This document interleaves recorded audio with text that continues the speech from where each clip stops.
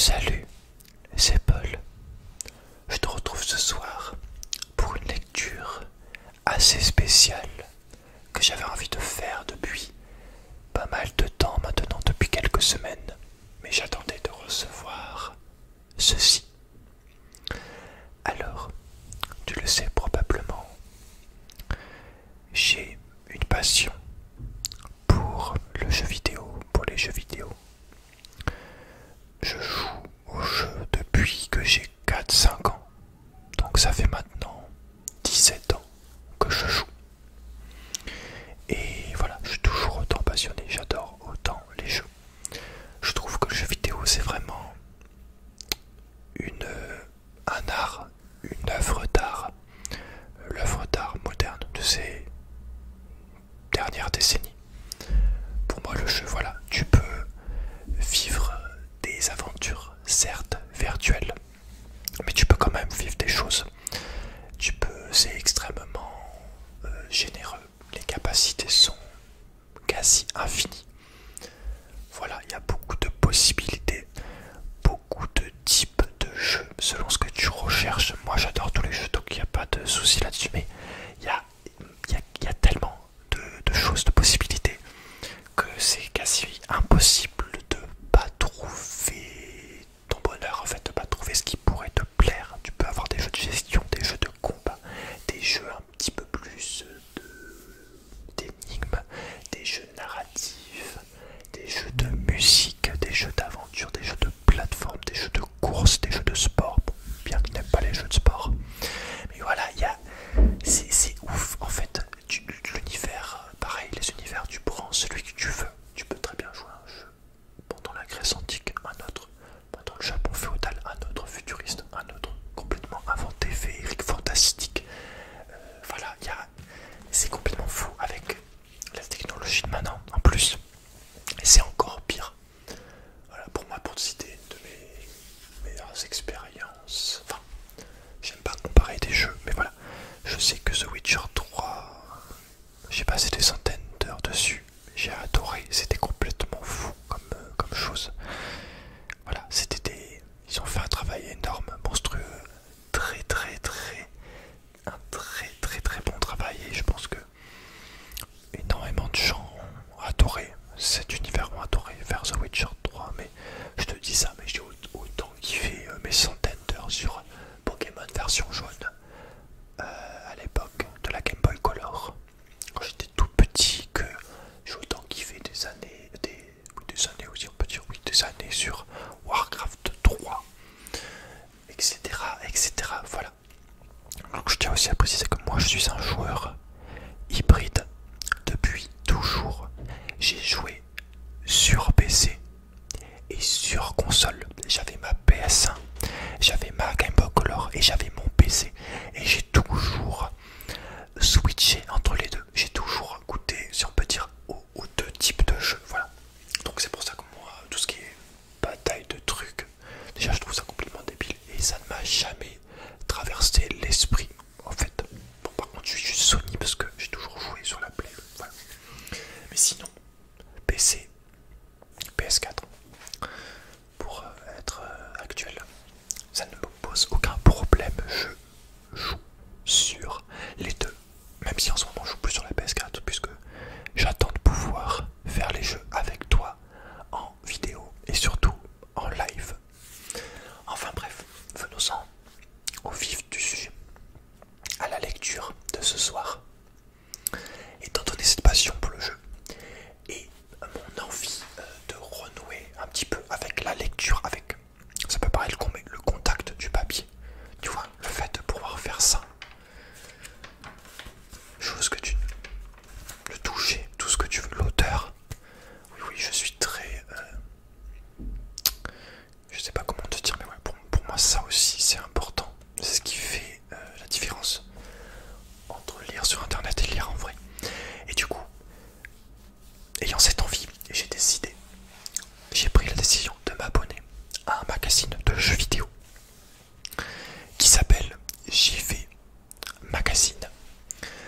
Alors, il faut savoir que je connaissais pas du tout les magazines. Mon dernier magazine c'était Mickey Magazine, donc j'avais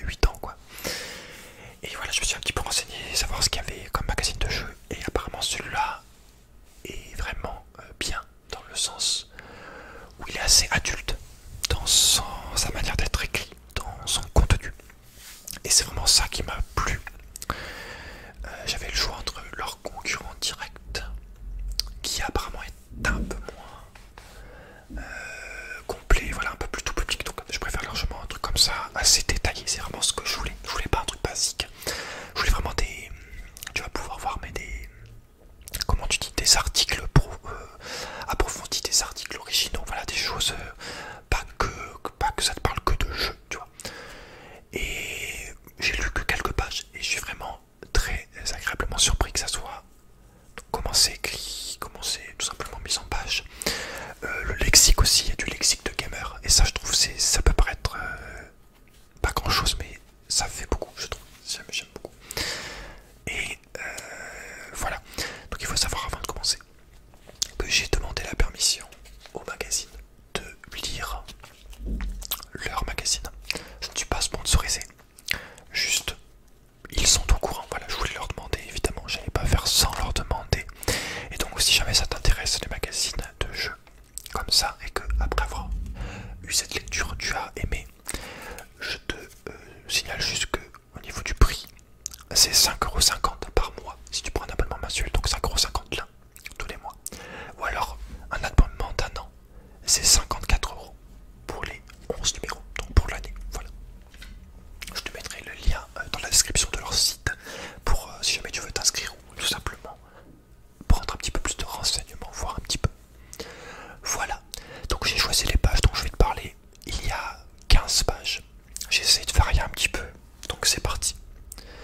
Premier article, je vais te mettre au centre le truc. Donc là, c'est la catégorie It's Alive. Donc chaque mois, on met un petit coup de projecteur sur les jeux tout juste révélés. Donc on parle un petit peu des jeux qui viennent juste d'être annoncés, révélés. On commence donc par Resident Evil 3 Remake.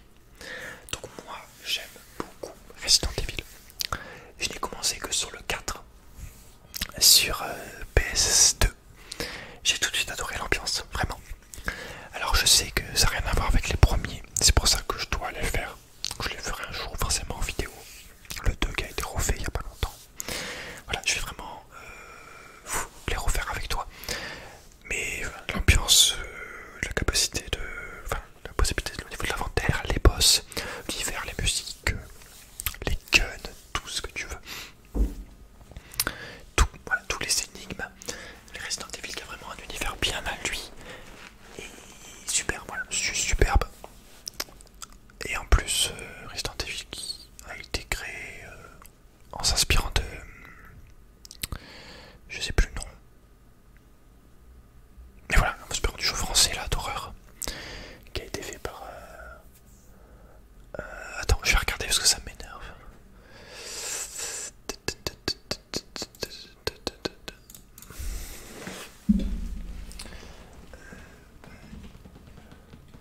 Je sais plus en fait. En fait le clavier est trop long. En plus je l'ai vu il y a pas longtemps. Attends, j'arrive. Alors il faut savoir que ça fait 2 fois que je tourne la vidéo. Parce que j'avais pas mis le son la première fois. Resident Evil. Inspiré.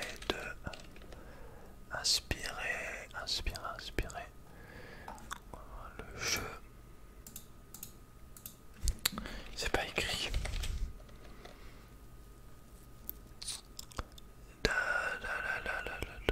Ah voilà.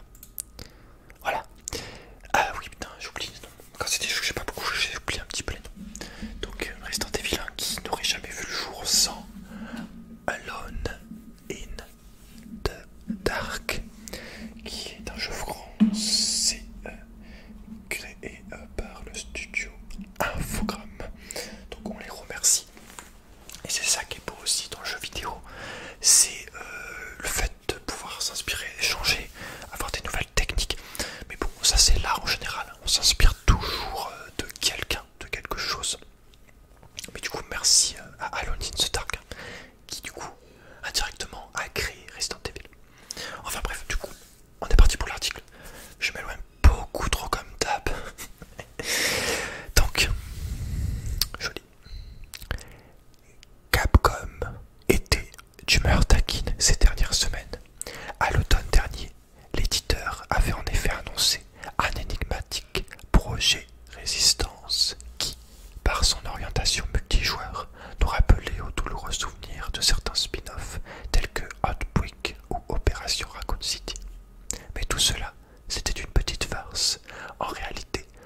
Project Resistance n'était qu'un mode annexe d'un vrai jeu à part entière, à savoir le remake de RE3. Rappelons-le, le titre original était sorti il y a 20 ans et mettait en scène Jill Valentine, quelques heures avant que la ville de Raccoon soit totalement infestée et que Léo s'y pointe la fleur au fusil. Si Resident Evil 3 n'est clairement pas l'épisode le plus réussi de la saga, il est tout de même resté dans les mémoires pour les apparitions de Nemesis, croque-mitaine musculeux, qui pourchasse l'héroïne d'un bout à l'autre de l'aventure. On espère que Capcom sera aussi inspiré pour ce remake qu'il le fut l'an dernier avec la refonte brillante du deuxième volet. Donc voilà. Alors, il est dit que le Resident Evil 3 n'est clairement pas l'épisode le plus réussi. Ça, c'est chacun son avis. Donc c'est ce que pense celui qui a écrit l'article. Mais bon, chacun a son propre opinion là-dessus. Hein. Ça se trouve, toi, tu préfères le premier. Moi, je préférerais tout le temps peut-être le 4, vu que ça a été mon premier Resident Evil, je ne sais pas. Ça dépend vraiment de tout.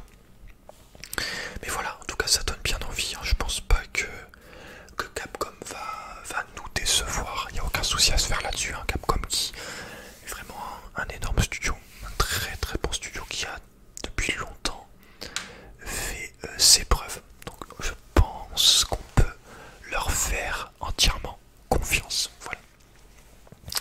Alors ensuite, je vais te parler. J'ai noté le numéro des pages à chaque fois, donc j'ai envie de te parler.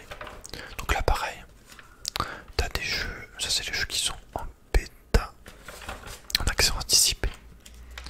Là t'as d'autres jeux, mais nous ce qui nous intéresse c'est cet article là, car il parle de Ghost of Tsushima qui m'intéresse fortement. Dès que j'ai vu les cinématiques, je me suis tout de suite dit que je devais y jouer. La cinématique magnifique dans cet environnement, dans ces paysages asiatiques, dans les plaines, là c'est complètement fou. Moi qui adore l'univers japonais, la culture japonaise, qui aime beaucoup tout ce qui est samouraï, beaux paysages comme ça, etc. C'est vrai que Ghost of Tsushima, je l'attends de pied ferme. Voilà, j'ai vraiment envie de jouer, d'y jouer, tout simplement. Alors l'interrogatoire, donc petit article où on se pose un peu des questions sur le jeu, on traite un petit peu de ce qui a été dit, ce qu'on a vu pendant l'annonce, voilà. Donc on va voir un petit peu. Alors, Ghost of Tsushima, l'interrogatoire, le contexte, on a tendance à oublier, mais Ghost of Tsushima n'a pas été annoncé à l'E3 2018, là où il avait crevé l'écran à la faveur d'une bande-annonce presque trop belle pour être vraie. Non, le jeu de Sucker Punch avait déjà pointé le bout de son sabre quelques mois plus tôt à Paris, lorsque Sony avait tenu une conférence en marge de la Paris Games Week. Voilà une anecdote parfaitement dispensable, mais que l'on tenait à partager avec vous, tout simplement parce qu'après cette PGW 2017, le vice-président de Sony avait déclaré que l'éditeur avait, par le passé, eu tendance à annoncer ses jeux trop tôt, sous-entendant ainsi qu'il n'y aurait pas une trop longue période d'attente entre cette annonce et la commercialisation du jeu. Or, plus de 2 ans plus tard, Ghost of Tsushima était aux abonnés absents, à tel point que des rumeurs persifiaient au sujet d'une possible annulation pure et simple du jeu. Mais en fin d'année 2019, Sony a tenu à remettre l'église au centre du village en diffusant une bande-annonce en 2 temps. Une première partie lors du récent State of Play, une seconde pendant les Game Awards, et l'éditeur de révéler en passant que le jeu sortirait aux alentours de l'été 2020. Donc voilà, été 2020 pour Ghost of Tsushima. On l'attend, je pense que beaucoup de personnes l'attendent ce jeu.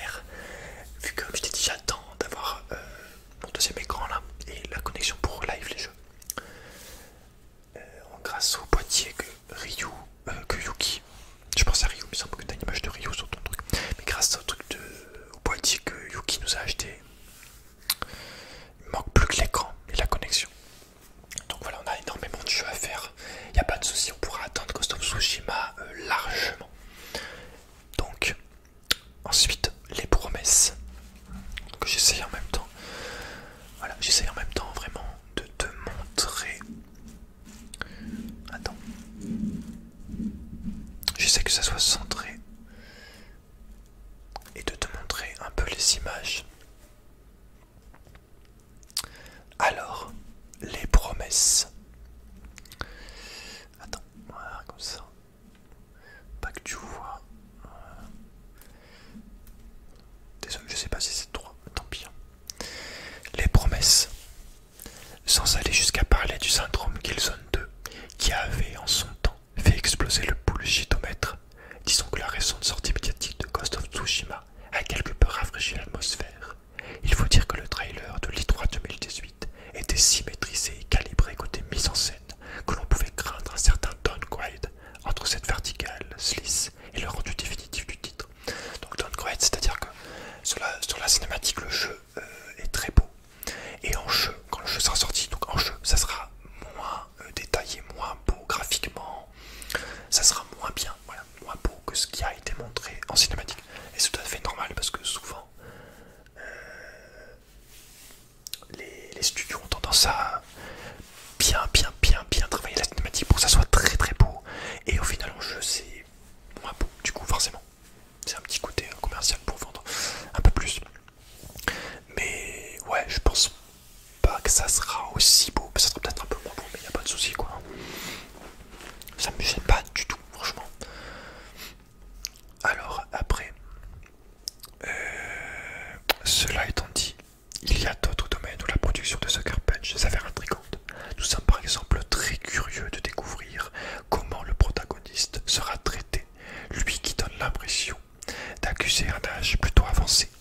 Mine de rien, c'est assez rare que le jeu vidéo mette en scène un héros chez qui le poids des ans peut avoir de réelles répercussions sur les contrôles et les déplacements. Quoi qu'il en soit, Jin Sakai ne devrait pas rivaliser avec les prouesses, tant physiques qu'ésotériques, du shinobi de Sekiro. Enfin, on a hâte de parcourir l'île de Tsushima, le studio Sucker Punch ayant déjà prouvé par le passé, avec sa série Infamous, un certain talent dans la confection des open world. Voilà. Et ensuite, donc, j'avance. Donc là, le pitch, on raconte un petit peu le jeu. Donc, il y a des petits du strict point de vue scénaristique, Ghost of Tsushima demeure peu disert. Je sais pas ce que ça veut dire.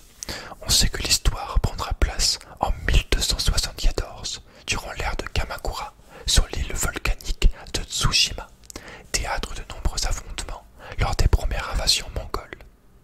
Puisque notre onglet Wikipédia est toujours ouvert, sachez aussi que le point culminant de l'île est le Yatate Yama, 649 mètres, que sa superficie est de 687,26 km² et que ses coordonnées, on sait jamais ça peut vous servir, sont 34 degrés 24 14 N, 129 degrés 19 59 E.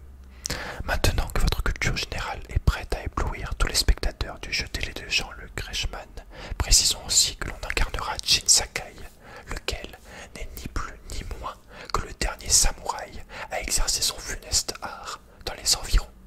D'un point de vue plus terre à terre, le jeu devrait prendre la forme d'un action RPG en monde ouvert, dans un style assez proche de ce que propose la série Assassin's Creed. Des missions par dizaines, de l'infiltration, des balades à cheval et sans doute des trucs à escalader. Voilà. Donc hein, on l'attend, il n'y a aucun souci, je l'ai vu, maintenant j'ai acquis une certaine patience, il y a tellement de jeux à faire que ça me dérange pas d'attendre. Voilà.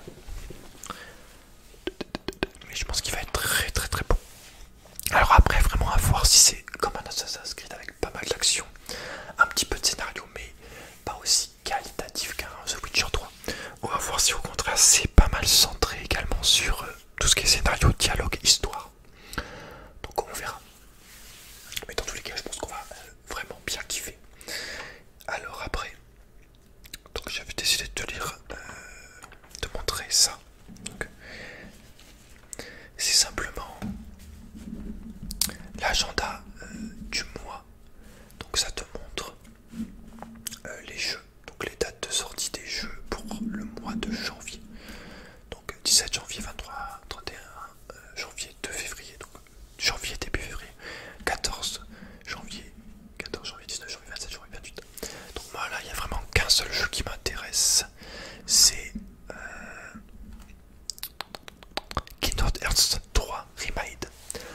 toujours pas fait Kingdom Hearts 3, mais il est évident que s'il y a un DLC, s'il y a du contenu ajouté, il m'intéresse forcément.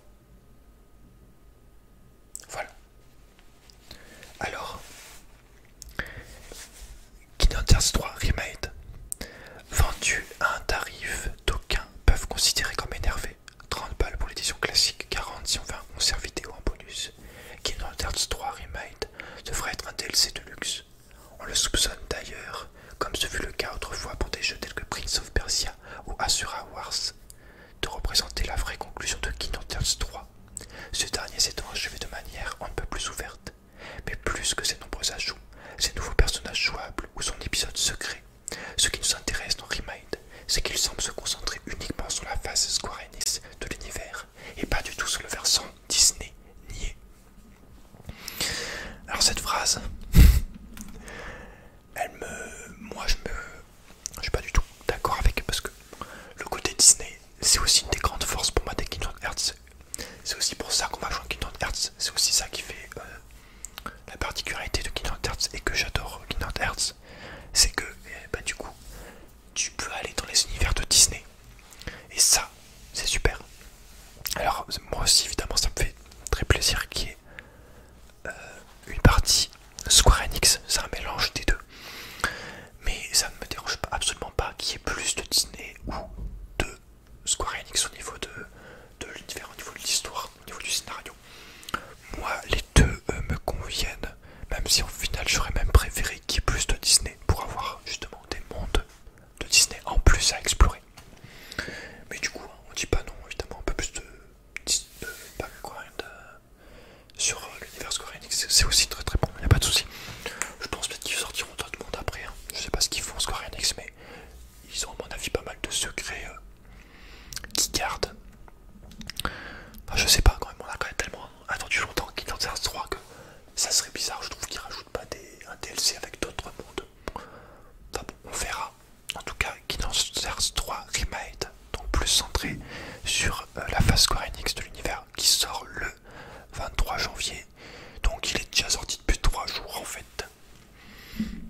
Mais bon, hein, déjà nous, personnellement moi déjà je ferai le Kingdom Hearts 3 en live, donc on n'y est pas encore pour ce DLC. Et bon, c'est toujours bien de le noter. Donc après voilà, t'as d'autres jeux, t'as un Dragon Ball Z, tu as un jeu de course, voilà, t'as plein de choses sur Switch. À chaque fois t'as la console. Et voilà, ce que j'aime bien, c'est, je sais pas si je l'ai dit tout à l'heure, mais c'est qu'à chaque fois il y a écrit la date de sortie. Donc pour Resident Evil Remake 3, il y a écrit ça sort le 3 avril 2020 sur PC, PS4 et Xbox One. Alors après, Ghost of Tsushima c'est fait. Maintenant je vais te parler de l'article de couverture. Donc c'est celui qui est sur la couverture, du coup forcément ça parle de la VR. Donc on va laisser l'image comme ça. Voilà. Donc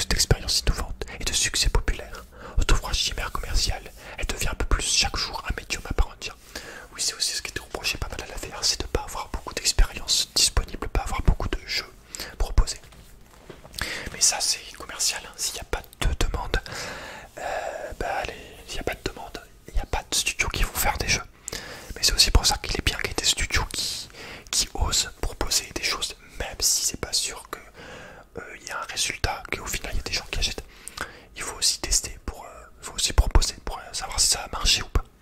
Donc on remercie tous les studios qui osent, tout simplement, qui osent proposer des expériences, qui osent proposer des jeux.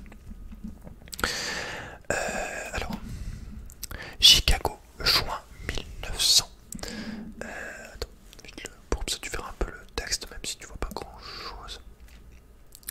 Chicago, juin 1993.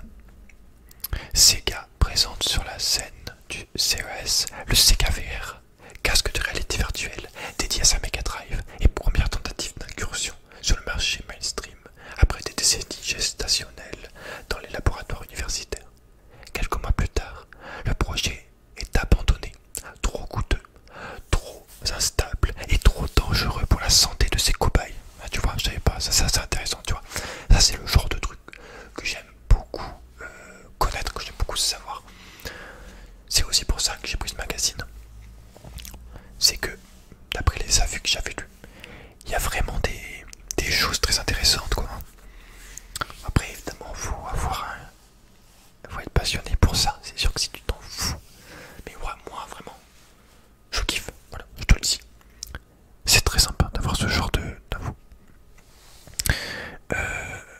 ce genre d'article. Quelques mois plus tard, alors attends, j'en étais où? Il est trop dangereux pour la santé de ses cobayes. Il aura donc fallu 27 ans à la VR pour conjurer ce premier trauma et s'épanouir comme technologie et support créatif à part entière. Depuis 2016, année du lancement de l'Oculus Rift, du HTC Vive et du PSVR, sa considération a progressivement glissé de la méfiance générale à l'engouement croissant, à défaut d'être unanime. Et même s'il reste encore beaucoup de détracteurs et de preuves à faire, les progrès sont indéniables, tant en termes de chiffres que d'expériences marquantes. Oui, c'est aussi ça, je voulais revenir un peu là-dessus. La VR, ça permet vraiment de faire des trucs de ouf. Tout simplement, quelqu'un qui ne peut pas marcher, qui n'a plus l'usage de ses jambes, grâce à la VR, il peut, imaginons, aller visiter un musée, être mis dans un terrain de foot, dans un paysage. Voilà, tu peux en gros te téléporter juste au niveau de tes yeux, mais c'est déjà pas mal. Au niveau de ton cerveau, entre guillemets. Donc ça permet de faire des trucs de ouf, je sais pas si tu te rends compte, même pour l'enseignement. C'est fou, voilà, c'est fou.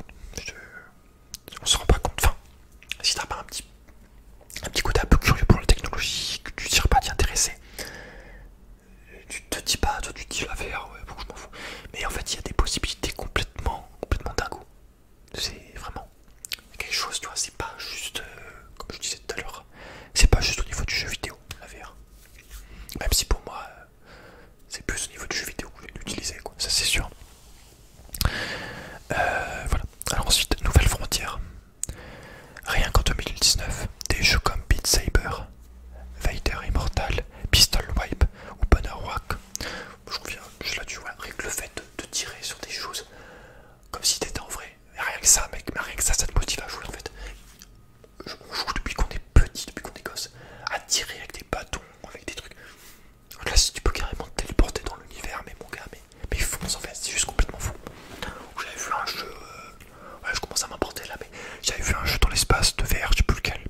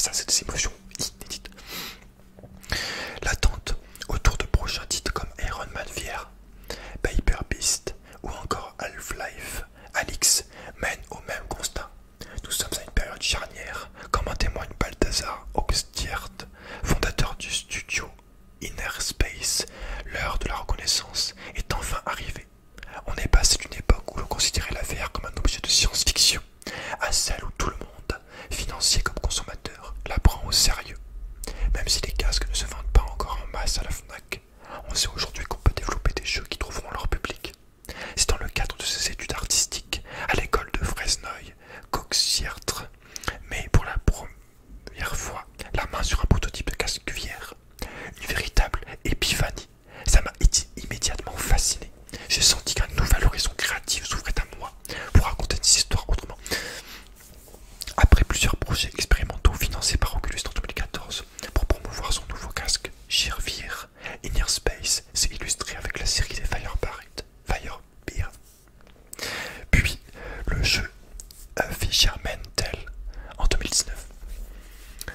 Je suis bilingue, hein, donc il n'y a pas de souci. Toutes deux remarquées pour leur grande inventivité. C'est écrit petit et moi je suis assez loin de l'écran, donc c'est pour assez loin du magazine, donc c'est pour ça que je galère un peu plus à lire que d'habitude. Remarqué par leur grande inventivité interactive, la VR a permis à de petites équipes indé comme la nôtre de trouver leur place sur un marché naissant et de profiter d'un certain engouement public au lancement des premiers casques. Une expérience similaire à celle de Ronan Koffek, directeur de Parallel Studio, que nous avions découvert avec White Knight, relecture Frenchy et monochrome du Survival Horror. C'est justement pendant le développement de ce dernier que Koffek est approché par Samsung pour tester son Gear VR. Intrigué par ses promesses immersives, il réalise un petit prototype de jeu d'horreur qu'il soumet au constructeur. Le mois suivant, il obtient un financement pour développer Dark Days, un jeu d'horreur en vue subjective qui cartonnera quelques mois plus tard sur les stores dédiés. Au moment de faire tester mes mécaniques d'horreur auprès de quelques amis, j'ai tout de suite compris le potentiel de la VR en les voyant tétanisés dans l'impossibilité d'avancer dans le jeu. C'est aussi ce que je voulais dire que j'oubliais. Pareil pour les jeux d'horreur, mais c'est le summum de ce qu'on veut pour faire de la VR. Voilà, c'est l'outil parfait pour faire du jeu d'horreur, la VR. Mais moi, je pense pas que je puisse faire un jeu d'horreur en VR. Ou alors je casse le casque en 20 minutes ou 5 minutes et une jambe en prime.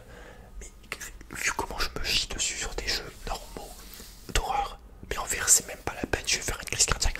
Mais voilà, tout ça pour te dire que la VR, c'est un truc de fou. Pareil, ça peut être utilisé, je pense, en médecine, en psychologie. Enfin bon, il y a tellement de possibilités.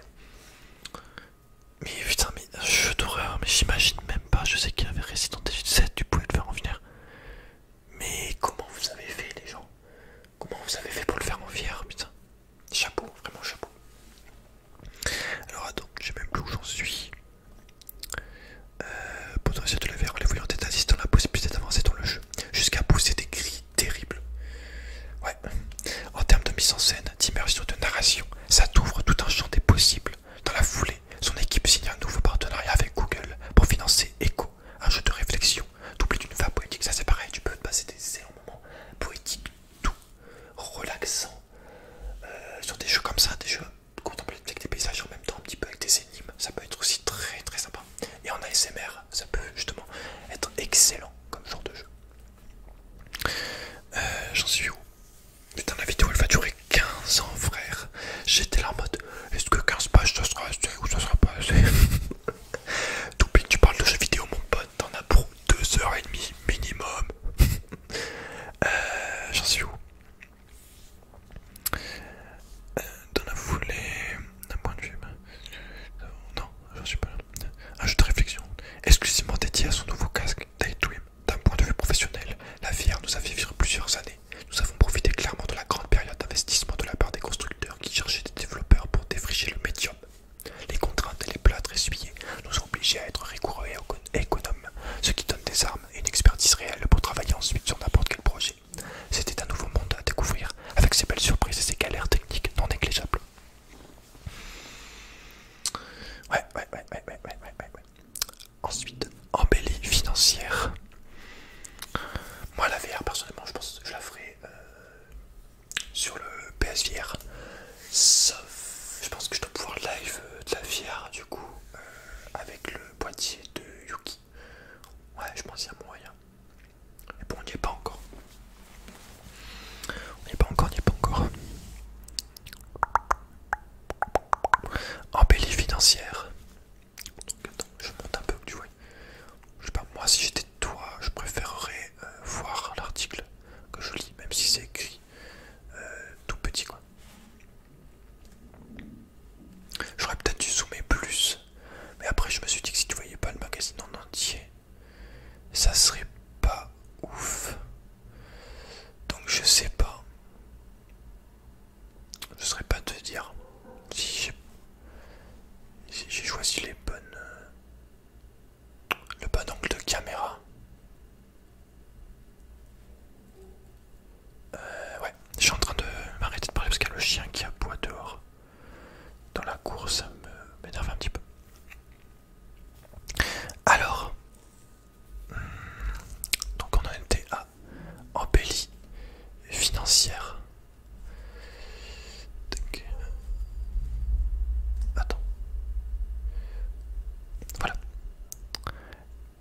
Même si la VR n'aura jamais le résultat insolent d'une Switch, ces chiffres sont là.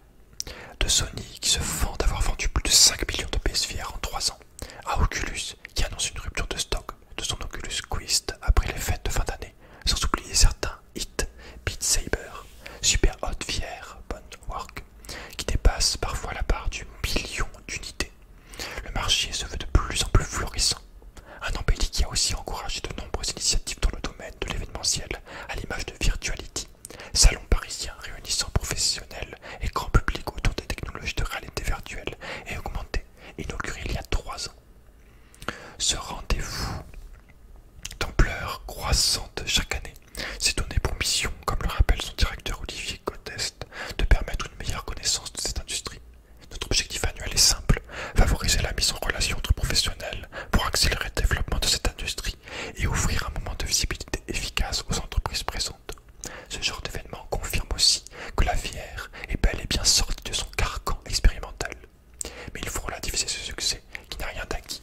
Aujourd'hui, la VR ressemble autant à un Eldorado qu'à une jungle luxuriante, où certains prospèrent, là où d'autres se cassent les dents. Il y a encore beaucoup d'attentes et d'illusions associées à cette technologie, et on continue de le voir dans des films comme Ready Player One ou de nombreuses séries Netflix qui ont souvent des visions fantaisistes sur le sujet, poursuit Codest. Donc oui, moi quand je disais fantaisiste, quand je parlais des possibilités, je parle vraiment dans le cadre de la VR. C'est pas se transporter en hologramme, des trucs de ouf comme dans les films, mais vraiment quand même d'avoir une très très bonne expérience, d'avoir un peu l'impression d'y être vraiment quoi. Dans la mesure de ce qui est possible de faire avec le VR quoi. C'est sûr. J'ai pas vu tous ces trucs Netflix parce que je regarde pas beaucoup de séries, mais je suppose qu'ils ont fait des trucs complètement dingos qui sont impossibles quoi. Enfin bref. J'en suis où? Les éditeurs AAA sont encore concentrés sur un marché du jeu vidéo hors VR parce que le potentiel business reste bien plus large. Mais le marché évolue et de plus en plus vite. Cela prend du temps et je pense que nous avons atteint depuis 2020 un bon stade de maturité de ce côté-là. Du côté des développeurs, la prudence reste encore de mise face à un milieu encore instable et imprévisible. Il doit exister aujourd'hui 200 casques différents, commandes Quafec, et aujourd'hui, et chacun a son propre écosystème. Un développeur va donc devoir travailler sur plusieurs systèmes en même temps, ce qui représente une charge de travail non négligeable.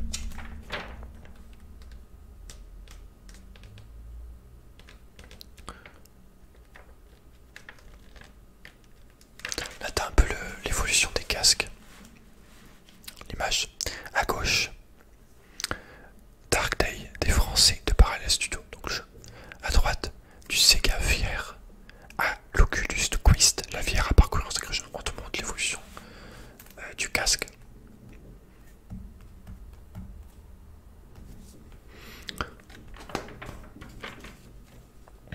Alors, donc dernière page sur la VR que je te lis, parce que j'ai pas envie que ça soit concentré que sur la VR. Mais ça fait déjà un moment que je lis. Donc voilà, un développeur va donc devoir travailler sur plusieurs systèmes en même temps, ce qui représente une charge de travail non négligeable et tire souvent les projets par le bas pour espérer toucher le plus de monde possible. Lui et son studio ont d'ailleurs préféré se recentrer sur des développements de jeux traditionnels, à la fois pour une question d'image, ne pas s'enfermer dans un rôle de spécialiste de la VR, mais aussi financière, puisque les sources de financement de projets VR ont drastiquement baissé.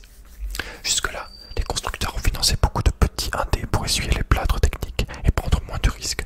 Aujourd'hui, rares sont les studios qui vont prendre le risque de développer des projets ambitieux en VR, à moins d'être financés largement par un constructeur pour couvrir une rentabilité plus que hasardeuse. Donc, le succès aussi mirobolant qu'il soit, reste à relativiser dans des industries culturelles aussi massives. Est-ce vraiment un problème? Quafec le rappelle lui-même. On a tendance à vouloir plaquer le modèle du jeu vidéo classique dans la VR, là où la VR a justement développé son propre langage et ses conditions de succès. Pour devenir un médium à part entière, il faut donc mieux qu'elle se recentre sur des expériences ludiques qu'elle seule peut créer. Donc là c'est des images de jeu, donc dans l'ordre: The Curious Doll of Stolen Pet, Echo, la série Firebar, qui a l'air très jolie, hein. Ou comment la VR réenchante notre regard.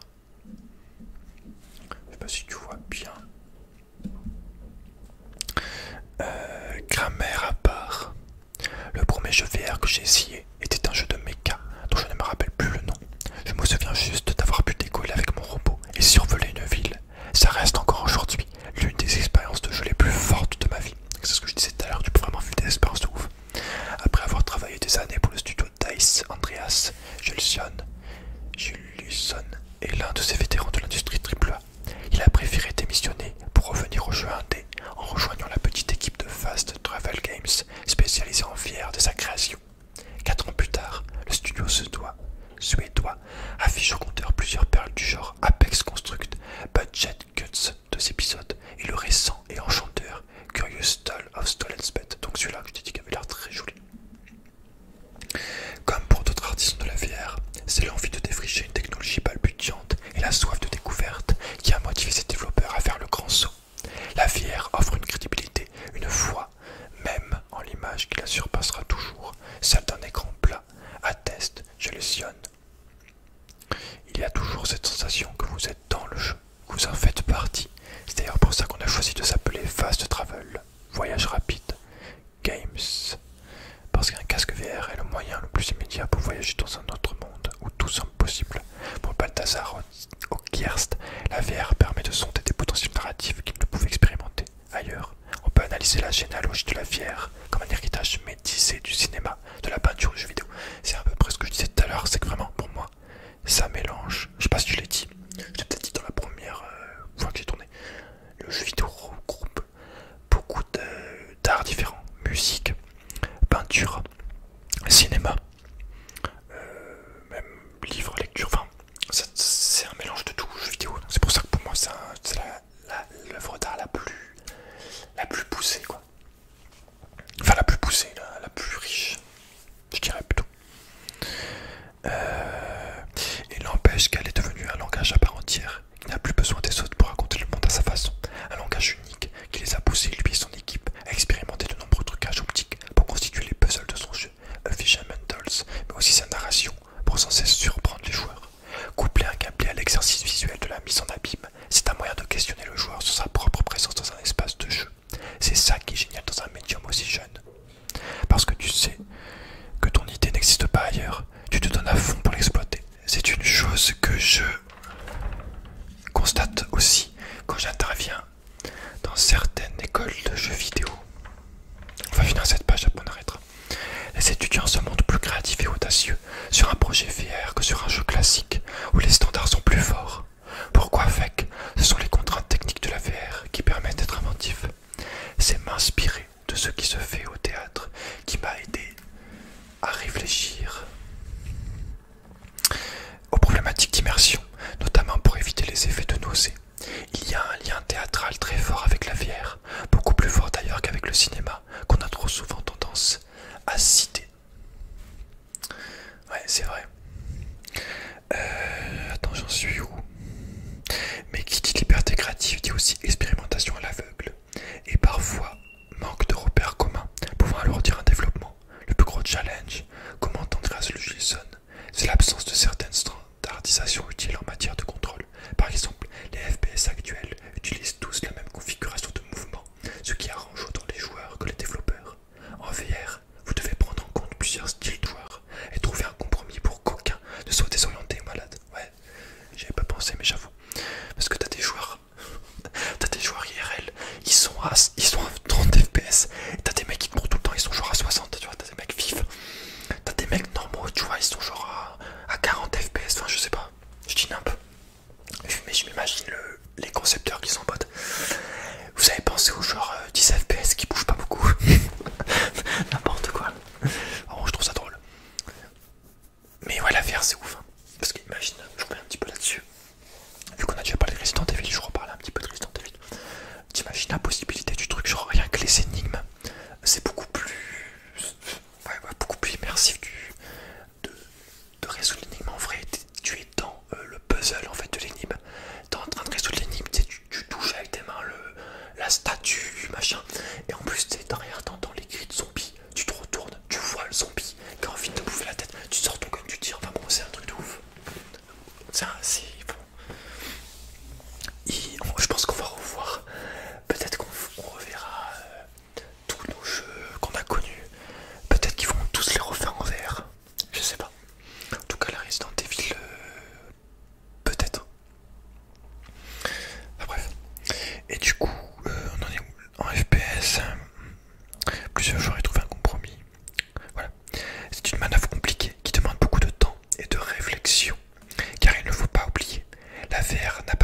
chercher, notamment sur ces questions de confort.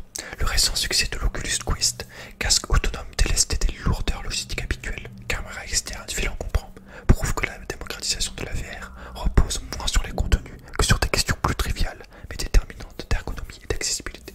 Ça c'est vrai aussi. Je pense que tu aurais beaucoup, encore plus de gens qui achètent si le casque était sans fil ou avec beaucoup moins de fil. Mais bon, tout ça, a un coût, quoi. C'est sûr. Après, à une époque où tout, de Netflix à la Switch, se lance et se partage en quelques secondes, rappelle qu'avec lancer une expérience VR demande un véritable effort de la part du consommateur, qui va devoir s'équiper, s'isoler et potentiellement souffrir de certains maux physiques. C'est vrai. À défaut de rentrer dans les foyers d'expérience, reste plus efficace aujourd'hui dans des lieux comme les musées ou les salles VR prévues à cet effet. Tous les signaux ont beau être offerts, le temps et la pondération restent encore les meilleurs alliés de la VR. Ouais, c'est un nouveau mode de consommer du jeu vidéo, donc c'est sûr que ouais, il y a aussi des contraintes, quoi. On a pris l'habitude, hein, c'est vrai que hein, les consoles typiquement, ou les PC, ça fait combien de décennies que c'est là? C'est bien ancré dans les habitudes des gens, quoi. C'est pour ça que rien que le temps, sera le meilleur allié, hein, pour la VR. Si un jeu comme Half-Life Alyx fait office de messie providentiel, il apparaît surtout comme un nouveau galop d'essai pour son éditeur et tout un marché apte à convaincre de nouveaux financiers ou à conforter d'anciens à investir dans le domaine VR et permettre son évolution. Ouais, tous les gens qui aiment Half-Life, qui veulent la suite, bah, peut-être qu'ils du coup ils vont acheter la VR. À terme, analyse Oxiart. Tout le monde espère jouer en VR sur des casques ultra légers, voire invisibles, avec des lentilles capables d'alterner avec la réalité augmentée. C'est effectivement un horizon qui fait rêver. Mais il va falloir être patient. Les chantiers sont donc nombreux. Mais cette fois, aucune raison que la VR retombe dans l'indifférence, comme lors de ses premières tentatives. Nos intervenants le confirment presque tous. Leur envie de faire des jeux n'a jamais été aussi forte, comme le conclut Jules Sion. Plutôt de dire que nous entrons dans une nouvelle ère pour la VR, il vaut mieux affirmer que nous sommes enfin entrés dans l'ère de la VR. Et là il y a une phrase. La démocratisation de la VR repose moins sur les contenus que sur son ergonomie et son accessibilité. C'est une phrase que j'ai déjà lue. La phrase a peut-être à retenir le plus, enfin une des phrases importantes. Enfin pour moi la VR, hein, il y a pas mal de choses, beaucoup de choses à dire dessus. C'est quelque chose qui est en train d'évoluer, voilà, même si c'est déjà pas mal commencé. Donc là c'est un focus sur Half-Life Alyx. Donc je vais pas te le lire parce que moi j'ai pas joué à Half-Life, j'ai joué à aucun. Donc ça m'intéresse pas. Et j'ai pas envie de me spoiler quand je commencerai sûrement les Half-Life un jour. J'ai pas envie de me spoiler là-dessus. Tu vois. Même si bon, le jeu n'est pas. C'est un peu ce que le magazine a pu parler avec les développeurs, je suppose, ou ce qui a été vu. Donc ça va pas raconter le jeu, mais quand même. Je préfère le garder surprise. Mais je le lirai sûrement moi seul aussi. Hein. Mais quand j'aurai fait Half-Life, du coup, je pense, quand j'aurai fait les deux premiers. Voilà. Donc ensuite j'avais prévu de te lire un truc qui m'a fortement intéressé. Dès que je l'ai vu, j'ai fait oh putain, faut que je le lise. Alors regarde bien. C'est ça que j'adore dans le magazine. Je pense que c'est ce qui me fait le plus kiffer dans ce magazine. C'est qu'il y a des articles originaux. En plus d'avoir vraiment des investigations sur les jeux et tout. Ou sur l'univers du jeu, la technologie, tout ça quoi. C'est un article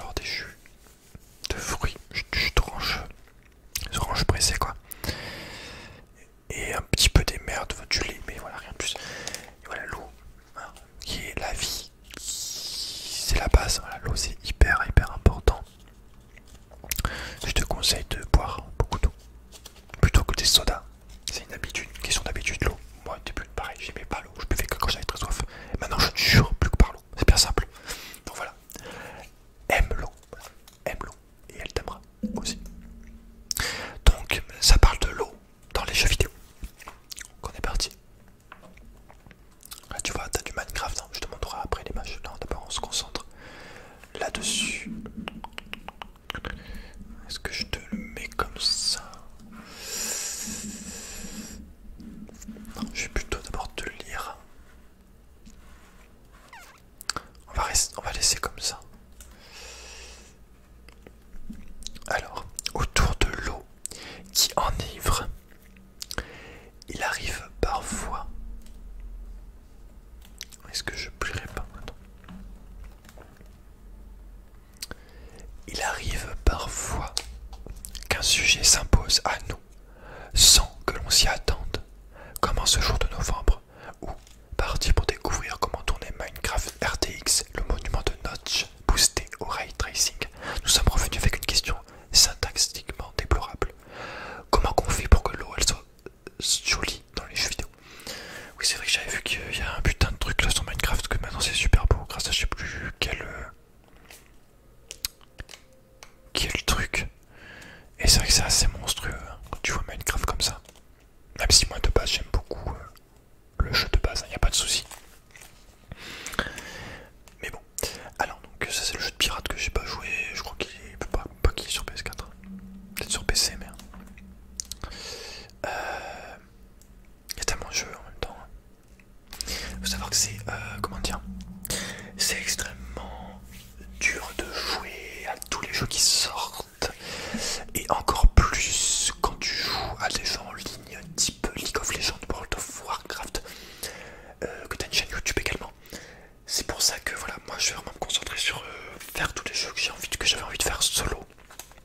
Et en même temps, si je peux faire du jeu multi, donc du WoW et du LoL principalement. Mais voilà, vraiment beaucoup de choses solo. J'ai, comme je te l'ai dit, 15 jeux là qui m'attendent. 15 petits jeux PS4 que je n'ai pas touché. À mon grand désespoir. Alors, donc, on est parti. On est parti. Attends, je tourne un peu, ça m'énerve. Je sais pas s'il est droit en fait. De toute façon, ça sera impossible que je le mette vraiment droit. Peut-être un peu comme ça.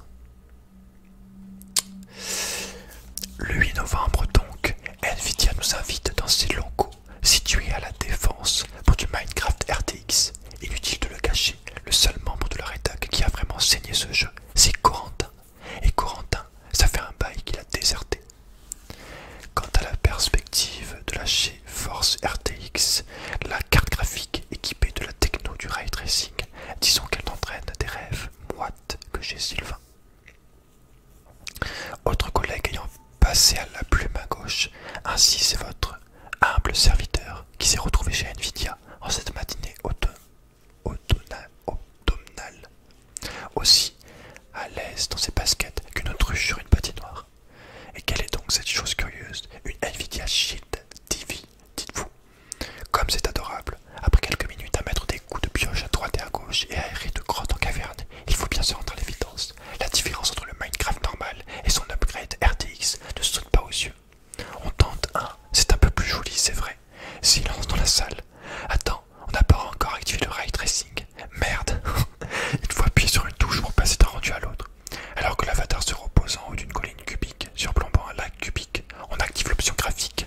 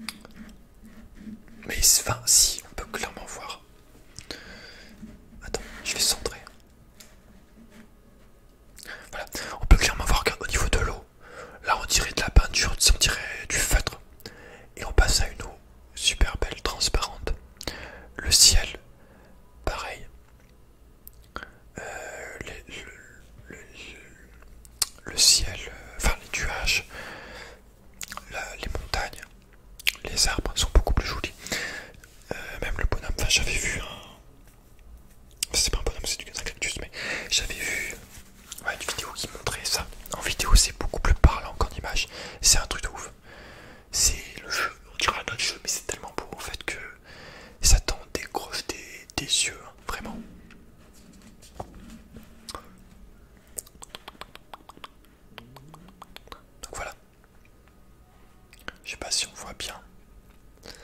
Mais ouais, c'est vraiment une amélioration monstrueuse, je dirais.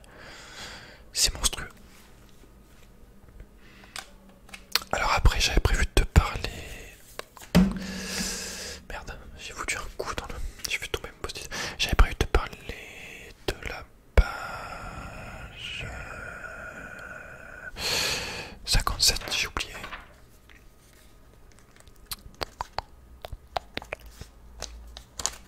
Donc c'est un article tous les mois, donc écrit. Chaque mois, un acteur du jeu vidéo français nous raconte son parcours. Donc je trouve que c'est pas mal, vraiment intéressant ça. Alors, fiche de personnage. François Coulon, 51 ans, directeur de production. Ah ouais, c'est vrai que j'avais vu ce truc. J'ai vu un petit peu. Petit chat, le chat un petit peu détective. Donc,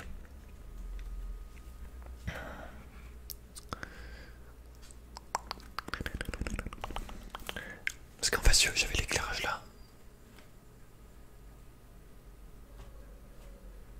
Au final, il éclaire. Il éclaire pas tant que ça, je trouve. Je sais pas. Et en plus, si en même temps,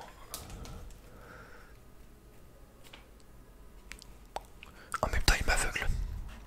Alors, c'est quoi ton métier?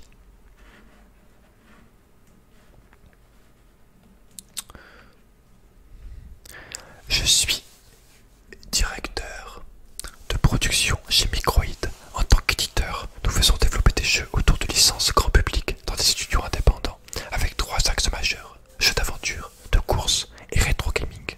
Ces projets sont suivis chez nous par des producteurs qui s'assurent tout au long du développement de la bonne avancée du projet, tant en matière de planning, être dans les temps, que de la qualité finale, que le joueur ait la meilleure expérience de jeu possible. Je m'occupe donc d'animer cette belle équipe de producteurs. Ensuite, ta formation.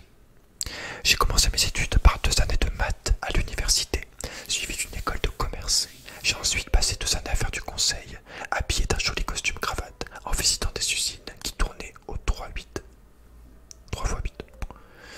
J'ai gardé un excellent souvenir de ces rencontres improbables à travers la France, avec des personnes de toutes origines. C'est aussi là que j'ai acquis une méthode de travail qui me sert encore aujourd'hui. Mais la meilleure formation est celle que j'ai pu recevoir dans mon 2e travail chez un grand éditeur français qui commence par Ubi et finit par Soft, où nous posions alors les bases des process de management de projets créatifs. À l'époque, c'était un sujet nouveau pour tout le monde et cela a évolué de manière incroyable. On est passé d'équipes de 5 à 10 personnes, à parfois plusieurs centaines, en à peine 15 ans. Aucune autre industrie n'avait vu cela jusqu'ici.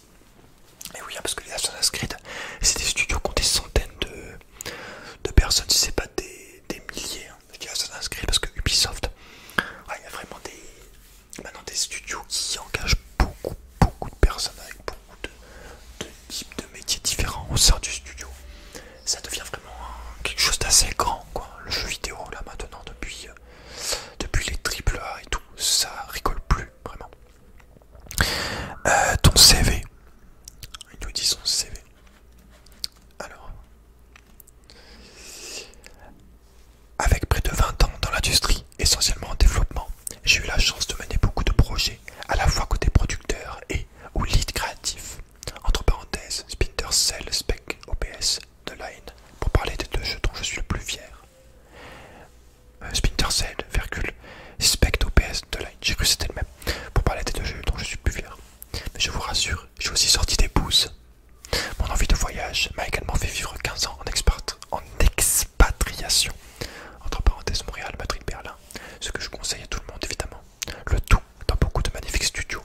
Ubi, Pyro Studio, Yager, Deca, Iwori, Tower, etc. Ta journée type ces temps-ci. Puisqu'on approche de la fin de l'année, l'entretien a été réalisé en novembre. Notre focus se concentre sur plusieurs points. D'abord, finaliser les Gold Master ou les patchs, le bonheur des soumissions.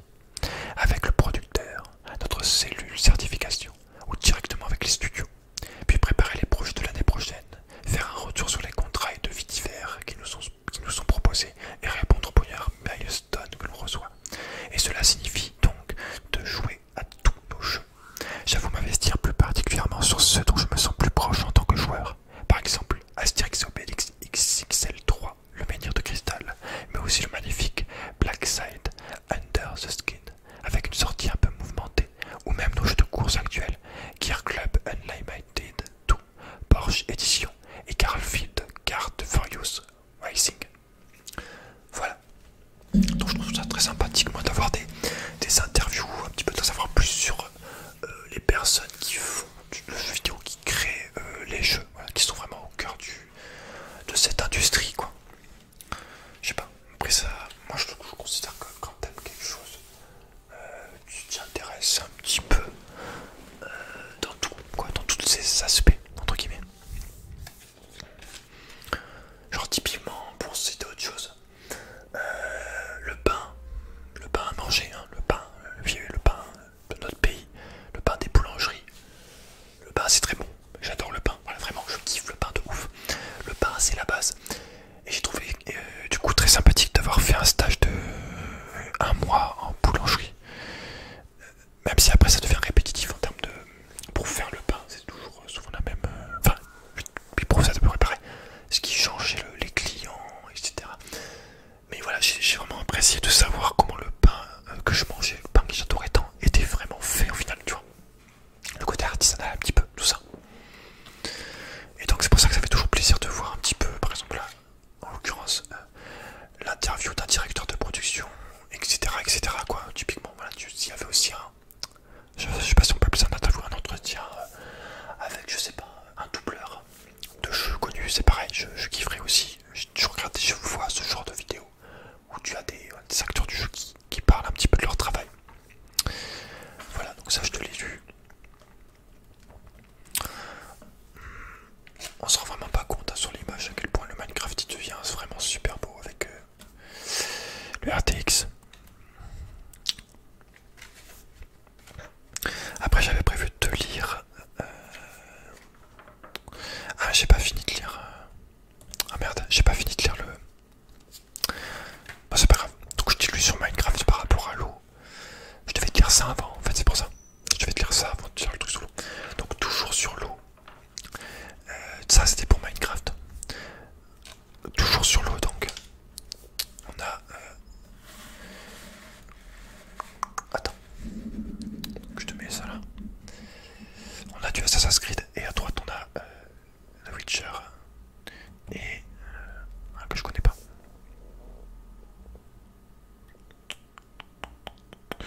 Alors, celui-là je l'ai pas fait d'Assassin's Creed mais je connais quoi. Pas besoin de le savoir, d'avoir fait pour savoir ce que c'est. Donc, on est parti. La table, elle est dégueulasse. En fait, j'ose pas trop. Enfin bref, on s'en fout. C'est pas le sujet. Alors, Assassin's Creed. Autour de l'eau qui enivre, donc toujours sur l'eau.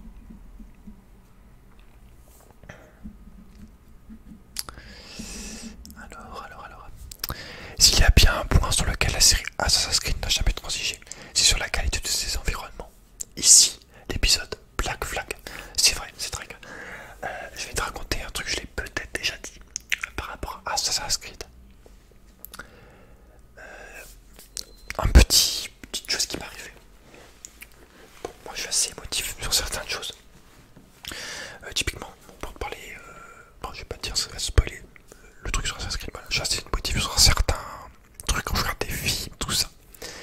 Alors une fois je jouais à Assassin's Creed. Merde, j'ai oublié. Celui qui se passe à Londres. Avec la meuf. C'est celui où j'ai la figurine là, qui a cette... que j'achète plus de figurines comme ça parce que je les aime pas, elles sont pas belles, mais voilà, celui qui se passe à Londres. Donc j'explore tout à fond à 100% parce que je veux platiner le jeu. Moi je platine les jeux sur PS4. Donc j'explore tout. Et là je monte en haut d'un point d'observation, tu sais. Et une fois arrivé en haut, donc je sais pas si c'était sur un joli bâtiment, un très beau monument, je sais plus. Et une fois arrivé en haut, j'ai la vue sur toute la ville. Et c'était tellement beau ce que je voyais que j'étais à fond dans le jeu.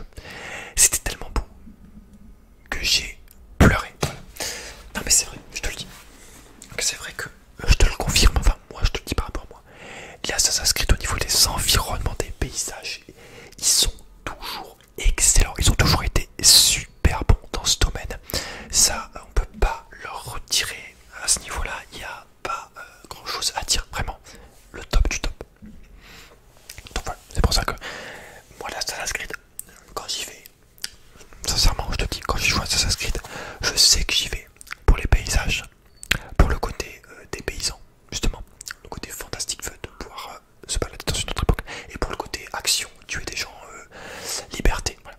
J'y vais pas pour le scénario, comme un The Witcher 3 qui justement est exprimé à la droite, peut-être.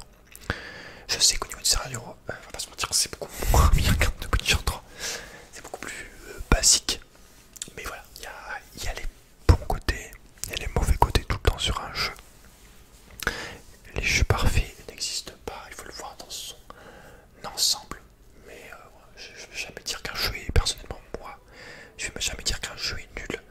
Tu peux penser qu'une partie d'un jeu te plaît pas à toi, mais tu m'entendras jamais dire ah ce jeu c'est de la grosse merde. Ou alors peut-être les jeux mobiles, je vais te dire que c'est des sous-jeux quoi. Genre voilà, si tu me dis que tu es un gamer parce que tu joues à Candy Crush, il y a moyen que je te défonce là. Enfin bref, alors je suis désolé, il y a le perroquet qui siffle le jeu en journée là. En ce moment j'essaie de dormir la nuit plutôt que de tourner à 1h du mat. Donc c'est pour ça que là je fais en journée. Bref, donc on a été à Minecraft RTX constitue la meilleure publicité possible pour le ray tracing, concept souvent flou, un peu moqué aussi au même titre que les fameux teraflops. Là, tout paraît aussi clair et limpide que ce charmant petit lac. Mais il faut dire aussi que l'eau vidéoludique a souvent eu ce pouvoir-là, celui de nous subjuguer et de nous éblouir, de nous faire prendre conscience qu'un cap a été franchi d'un point de vue graphique. Les premières plongées dans... En fait, là le perroquet est complètement fou parce que mon père il est en train d'écouter Mylène Farmer et du coup Alex le perroquet il est dans la même pièce et voilà il est en train de danser. Il est ingérable, bref. Celui de nous subjuguer, de nous éblouir, de nous faire prendre conscience qu'un cap a été franchi d'un point de vue graphique. C'est vrai que moi j'ai toujours un peu, ouais inconsciemment, j'ai toujours un peu regardé l'eau en mode ah putain là ça commence à s'améliorer, là l'eau commence à être belle. Du coup on voit que ça, qu'en termes de comment dire, d'évolution graphique, on voit directement que ça s'est amélioré de fou quoi, je sais pas, il y a un truc dans l'eau ouais, c'est peut-être vu que l'eau, personnellement pour les humains c'est quand même très important. Du coup directement au jeu également, on y accorde une importance, je sais pas. Du coup, d'un point de vue graphique, un caca était franchi d'un point de vue graphique.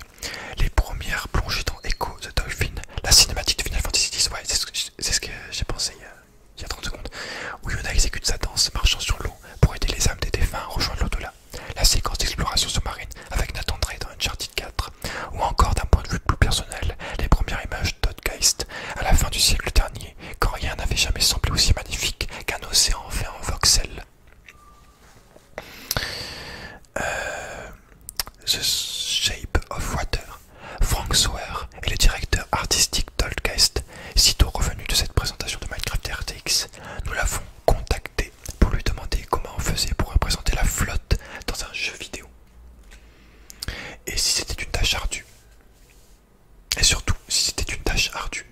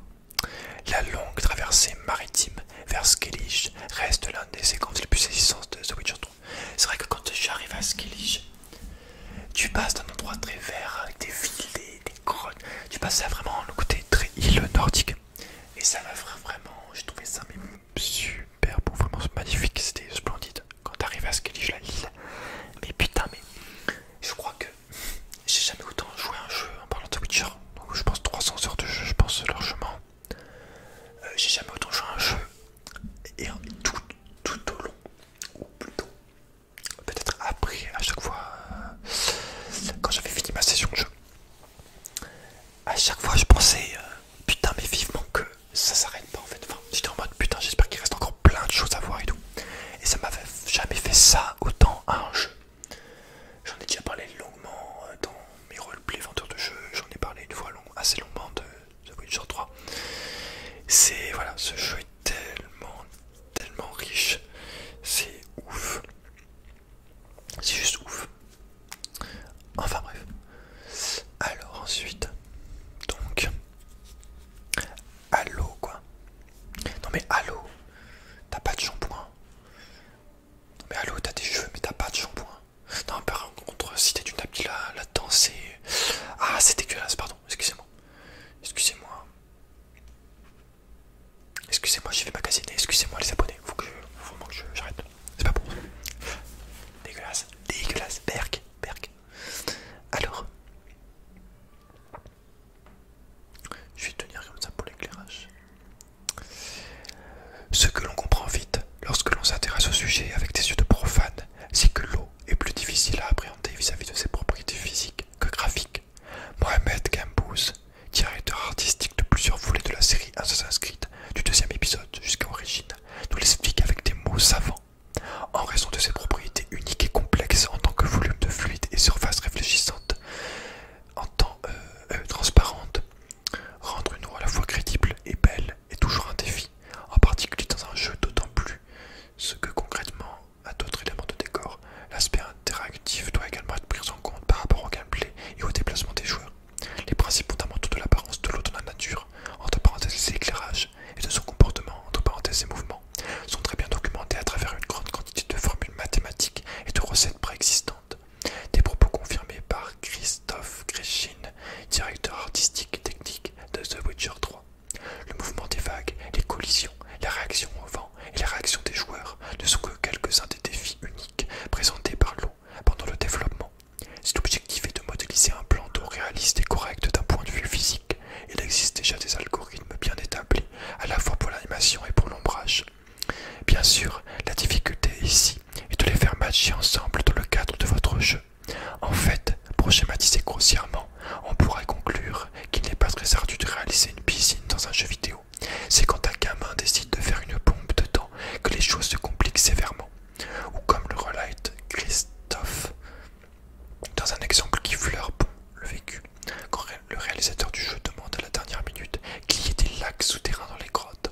Enfin, si on a surtout arboré les problématiques techniques, et encore vous a épargné les détails les plus pointus, n'oublions pas que l'eau requiert aussi une sensibilité artistique, un sens de l'observation et une capacité à laisser nature. Ça c'est sûr. Ça c'est sûr. Je pensais peut-être, ouais, ça doit être une des choses les plus raffinées de loin. Mohamed Gambouz détaille certaines de ses subtilités. Des effets de réfléchissement très précis vont être moins nécessaires pour une surface d'eau tremblotante, comme une mer houleuse ou une rivière qui s'écoule. Par contre, un lac doit avoir cet aspect miroir plutôt que des textures complexes de vagues. Tout est une question d'équilibre en fait.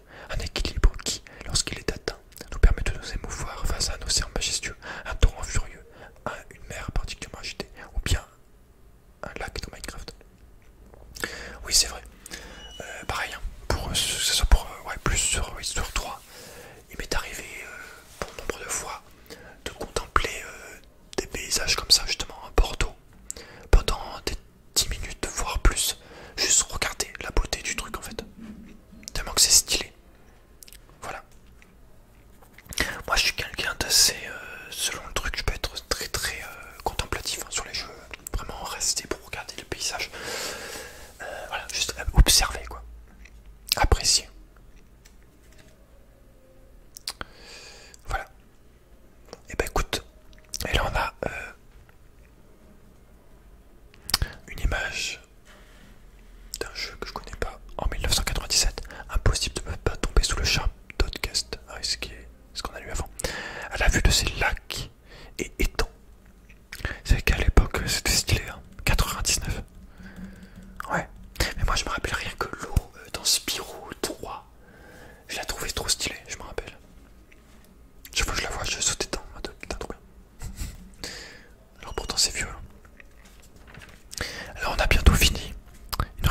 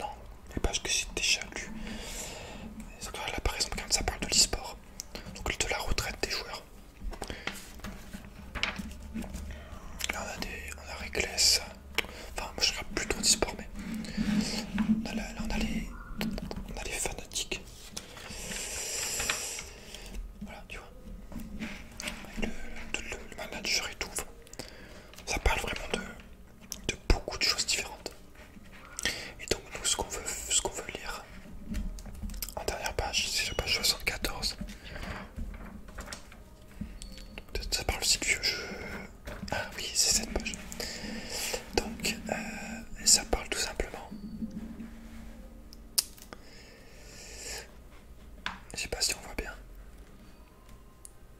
Ça parle tout simplement des Sims. Alors moi les Sims, je connais depuis assez longtemps. Je connais depuis les Sims 2 parce que ma soeur y jouait beaucoup. Et voilà, les Sims c'est vraiment un jeu très sympathique, très intéressant. Pour moi les Sims c'est un peu la Barbie Next Generation. Donc tu crées ton personnage et tu fais ta vie. Tu fais ta vie, tu fais ce que tu veux, entre guillemets, tu peux faire plein de choses. C'est très intéressant comme jeu de gestion les Sims, c'est aussi très très drôle. Voilà, un énorme passe-temps. Vraiment, les Sims, il y a beaucoup de possibilités. Donc je pense aussi que peut-être je ferai des Sims, du Sims en live aussi. Mais voilà, les Sims j'apprécie aussi. J'ai pas joué énormément, mais il y a une période où j'y jouais quand même pas mal. Surtout aux Sims 3 ou 2. Je crois que c'était le 2. Ouais. Ou le 3. C'était celui où il y avait des arbres à Simlouf. Simsflouz. Je crois que c'est le 2. Avec toutes les possibilités de mort et tout. Il y a beaucoup de choses dans les Sims aussi. De toute façon, le jeu offre tellement de trucs. C'est dur de. Il faut du temps pour parler de tout ça. La vidéo fait déjà 1h30. J'espère que ça te pose pas de problème. Allez, on finit avec cette page. 20 ans après, on repart un petit peu sur des anciens événements du jeu vidéo, anciens faits, anciennes dates. Janvier 2020. La fin du monde n'a pas eu lieu. Les Rams remportent le Super Bowl. Les Rams remportent le Super Bowl. Pendant qu'il y a trop de gens qui aiment le mec d'Hélène Segarra. Et côté jeux vidéo, janvier 2000, c'était ça. Ça parle un petit peu de tout. Moi, juste on va parler des Sims. Les Sims, l'anniversaire, l'origine. Variante. Fort du succès de SimCity, le développeur Maxis cherche à capitaliser sur cette marque en proposant des déclinaisons telles que le Sims Hunt, une colonie de fourmis, ou Sims Down, un seul quartier.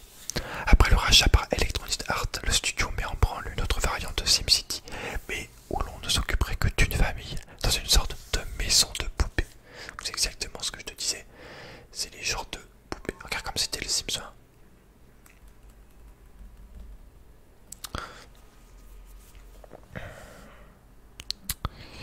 Le succès, raz-de-marée. Le succès des Sims a beau être immédiat, il n'était cependant pas nombreux à croire en la viabilité du projet au départ. Une simulation de vie, pourquoi faire? C'est ce qu'on se demande chez EA. Pourtant, dès les premières semaines de commercialisation, les Sims font un carton. En 2001, le jeu dépasse même Myst et devient le jeu vidéo le plus vendu de l'histoire.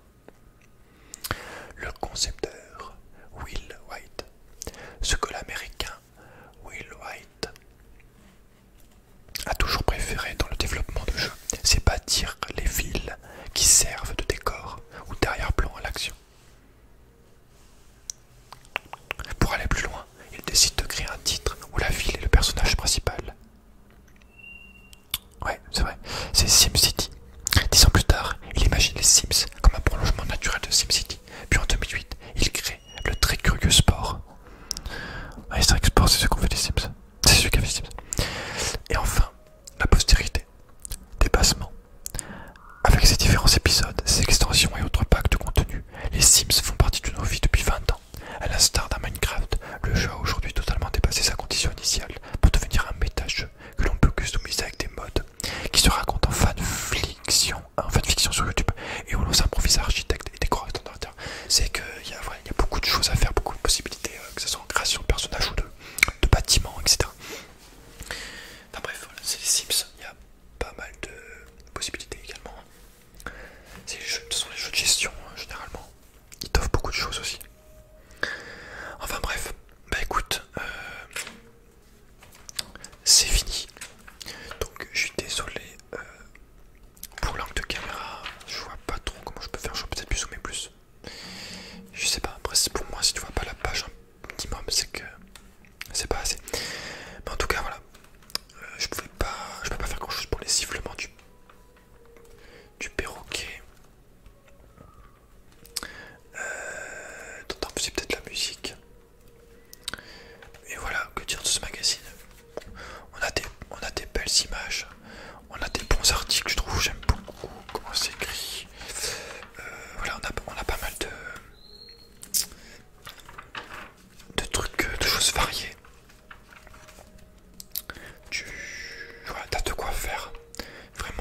passes un bon moment quand tu lis ce magazine.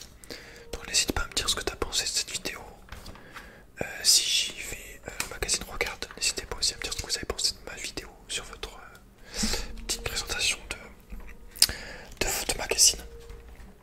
Donc si vraiment la vidéo vous a bien plu et que j'ai toujours la bénédiction, je peux dire de JV Magazine, je continuerai, je lirai probablement un magazine par mois. Donc pour tous les fans de jeux, voilà, c'est vraiment le moment de mettre un commentaire. Voilà, tous les gamers et les gameuses de la chaîne, n'hésitez pas, vraiment n'hésitez pas. Donc voilà, bah écoute, je te laisse, dors bien, prends soin de toi et on se dit